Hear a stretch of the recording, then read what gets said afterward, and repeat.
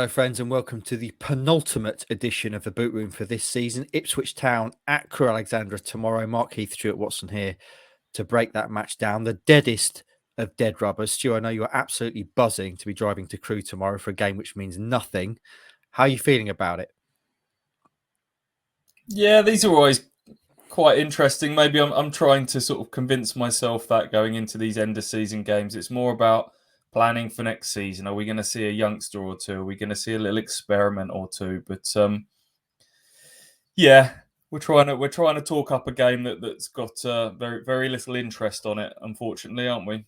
Yeah. Well, let me ask you then, what would you like to see at Crewe? Clearly, we want to see Town win. Crewe are already relegated. You imagine on paper it's an opportunity for Town to get a decent win and build some more momentum towards next season. What would you like to see?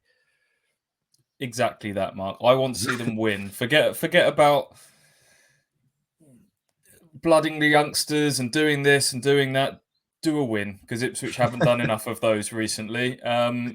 Crewe are down and out. They've lost 18 of their last 20 games. Wow. Crewe. So Ipswich have to go there and win.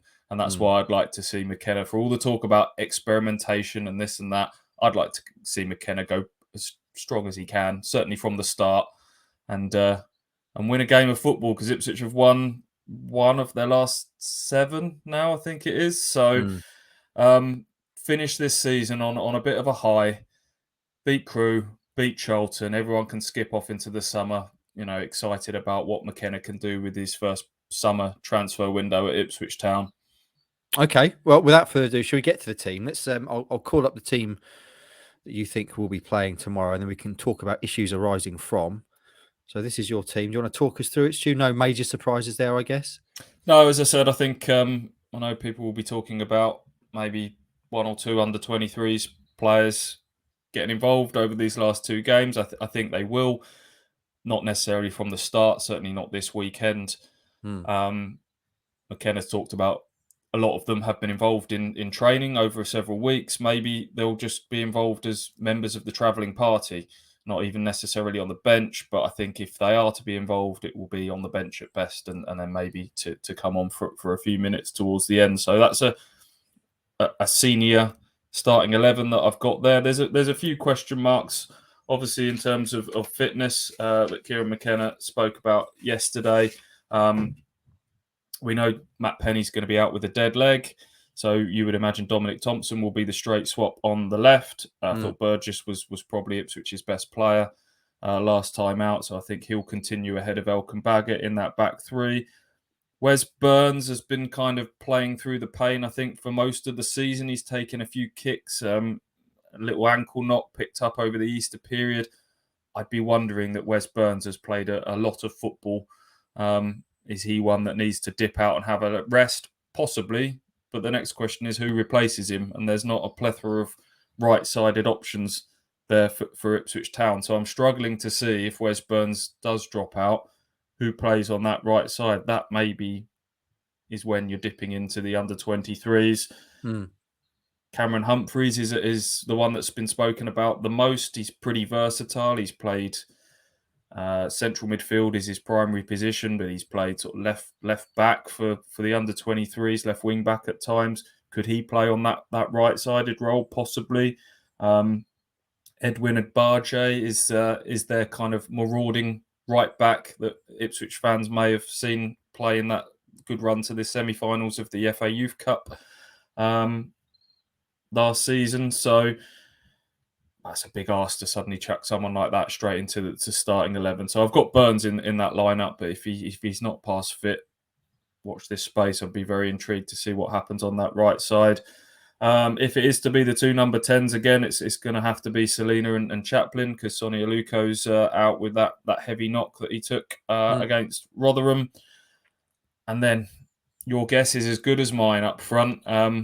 James Norwood had a run of 3 starts, scored at Shrewsbury, done okay during that period, and then Macaulay Bonne comes back in against Wigan and he worked hard, and he got a nice warm reception as he came off the pitch. But I think a lot of that is as much to do with who he is and his feeling towards the club, and maybe a sense from everyone that his his very interesting loan spell at his boyhood club might just be coming towards its final throes there. So whether he gets a chance to have a nice little send-off over these last couple of games, whether they have a proper look at James Norwood, whether Joe Pigott suddenly reappears over these last couple of games at some point, I really find that one hard to call. I've stuck Norwood in there, but as I say, your guess is as good as mine.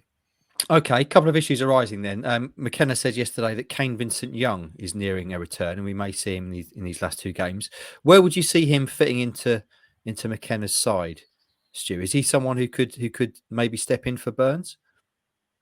Yeah, I think he would be the natural replacement if Wes Burns isn't fit. But the fact that he's had these kind of series of injury niggles over the course of the season, which has obviously been injuries have been the theme of his Ipswich Town career now for quite some time.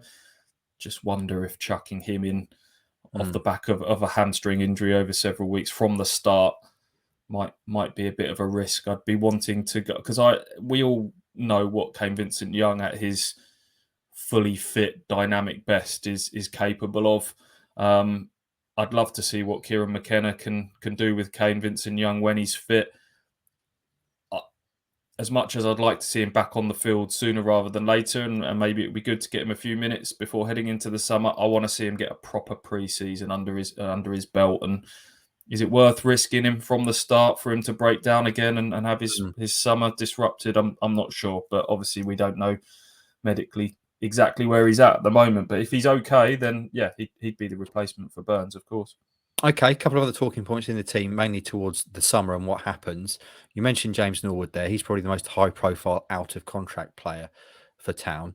What would you do with James Norwood? He's had ups and downs, very much so this season. Completely out of the picture at one point, came back, scored goals, won December's Player of the Month, and has been up and down since then, really, in and out of the side. How would you be approaching the James Norwood question this summer? Oh, it's an interesting one, isn't it? Up front, Ipswich should have on paper a number of strikers that we thought were going to be able to do the business at League One level. And for me, and I've said this multiple times, that James Norwood is the best striker at the club. I think in terms of his goal record, in terms of his all-round play. But does he fit what Kieran McKenna wants going forwards, character-wise and player-wise? You know, he's a very off-the-cuff player, isn't he? When he's charging about, he's all over the place. He's getting into fights. Is that what Kieran McKenna wants, or does he want a striker that kind of fits the structure of his team, a well-drilled team? Or I don't know. He's obviously thinking about it. The fact that he keeps sort of putting him in and giving him chances here and there. They've got an option to take on him, but he will be one of the higher earners at the club, and it's not a case of Ipswich have got endless streams of money from this new ownership. They do have to fit within certain wage structures and things like that. So will they look at the money being given to Norwood, to Bonn, and think that may be better invested elsewhere? My gut feeling, the way this second half of the season has panned out, is that yes, that they'll rather sort of use that money elsewhere. I know they could take the option and then try and sort of get a fee back, as they did with Teddy Bishop last summer. That always, to me, feels like a really dangerous game, taking an option on a player that you want out the building. That could backfire on you a little bit, and can leave you with an unhappy player and a bit of a messy situation to sort out. So it feels like that one's coming to the end of the line, to me.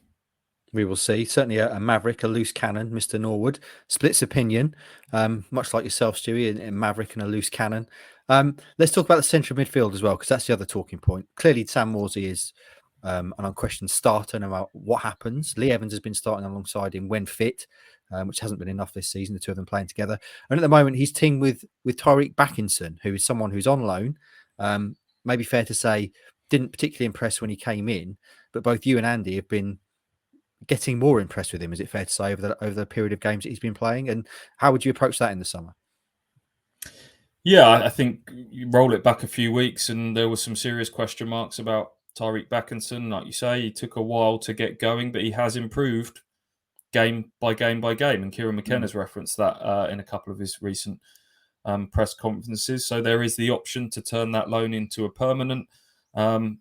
He's of a good age. Kieran McKenna is a developer of players or as a coach on the training pitch, and Backinson looks like someone he could get more and more out of. So, I could see him sort of again getting the last couple of games, and then Ipswich, if the price is right, taking him on, and not necessarily to be a starter every week next season, but someone that they can develop, and certainly looks like he'd be a useful addition to that central midfield unit. But Lee Evans, be good if we could see him back on the pitch at some stage before the end of the season. It sounds like out of all the long-term injuries, Lee Evans is the one that's closest. I think they've really missed him. I think he's one that's a bit underrated in terms of the qualities he brings to the team. It sounds like he might have half a chance to get back on the pitch.